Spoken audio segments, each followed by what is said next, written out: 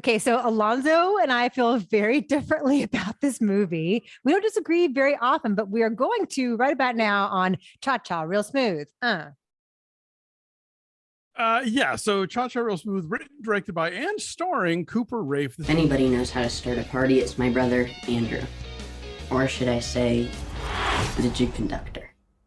It's fine. It's so cute. It's so good. No, Mom, if anybody sees that, I'm gonna get put on a watch list. This is his second film. I did not see his first movie, Shithouse, but it was a big winner at South by Southwest.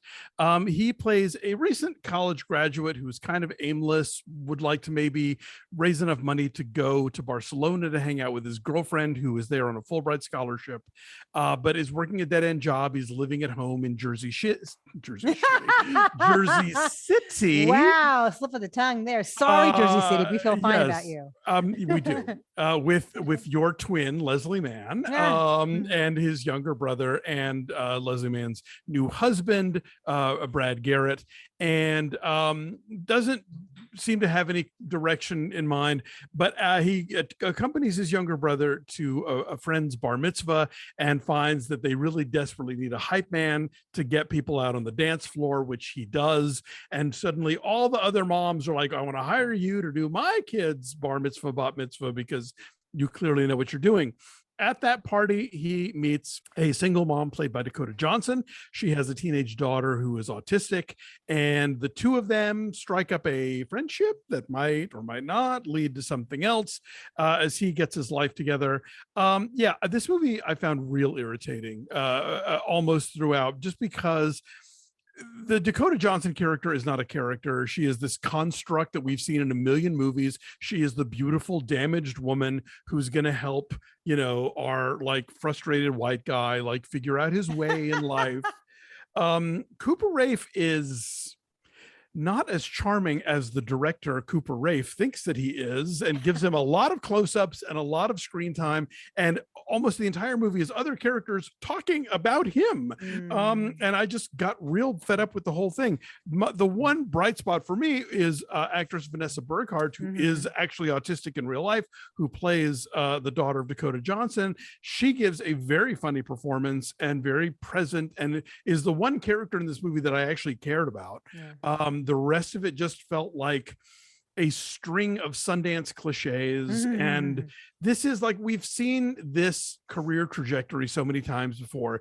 This guy is the new Edward Burns or Vince Vaughn, or Zach Braff. Zach Braff, exactly. the handsome, non-threatening white guy who becomes an auteur, and I'm sure he's now going to move on to make like uninteresting Hollywood movies. A Star Wars. He'll get a Star Wars. Or they'll give him a Star Wars, sure. But yeah, I was just not feeling this, and the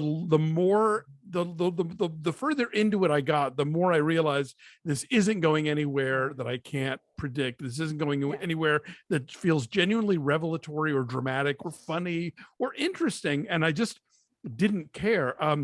The other thing I liked is the production designer, art director who came up with all of the bar mitzvah themes.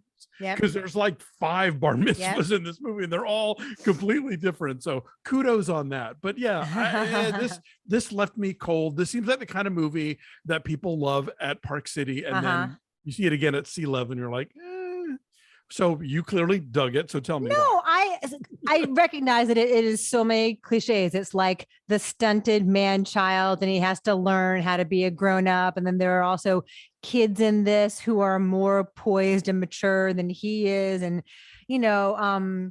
I recognize that there are a whole lot of like Sundance formula cliches here, but there are enough inspired ways into those familiar tropes that I knew where it was going, but I was engaged nonetheless. As you mentioned, Vanessa Burghardt is very good in this. She has really great timing.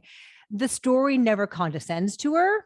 No. The Cooper Raiff character, it never condescends to her. This could have been a really mawkish element of this script, and it is not. He treats her like a peer, and I admire him for that, and I admire the film for that.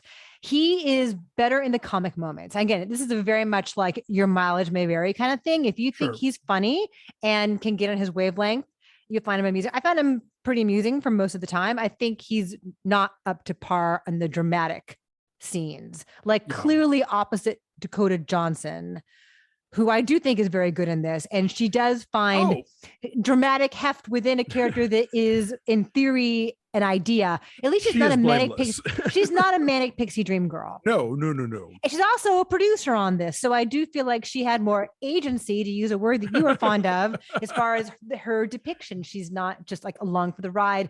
I've seen interviews with her where she says this is the thing she's the most proud of because she was part of it from day one and like helped shepherd it. So if anything is good about this, it is her performance, and she made it that way, I would argue. And yeah, again, like if you think he is like annoyingly quirky, you're going to be rolling your eyes into the back of your head because he's in like every single scene in this movie. Raul Castillo is in this and he feels very out of place, but also intentionally, I think he's meant to feel out of place. I think he's not meant to be a part of this world, and that's a narrative choice. Leslie Mann does not get a whole lot to do. Brad Garrett. Wait, go ahead. No, I think Leslie Mann is fine in what she does get to do, which is not much, and it's mostly how does her character deal with his character, you know? And I agree that like Dakota Johnson is doing good work, which she always does. But I just even if she was one of the sort of, you know, architects of this project, the character still comes off feeling to me like this amalgam of an idea more than a person. Brad Garrett, I want to say I enjoyed some of the passive aggressive sniping between Cooper Raiff and Brad Garrett as his stepdad. That's kind of amusing. So there are enough pieces here within a very familiar formula that I enjoyed it. Like I wouldn't have spent, what was it, 10, 15 million dollars on it? Like how much did Apple pay for this movie? Something crazy, like a lot of money, like drunken sailors, those Apple TV people. So this is out on Apple TV. It's also playing in theaters, some theaters. Our friends at the Grail Movie House rather, in Asheville, North Carolina, are among the theaters playing this. So you can go and see it if you want to, or it's also on Apple. I'm saying 6.8.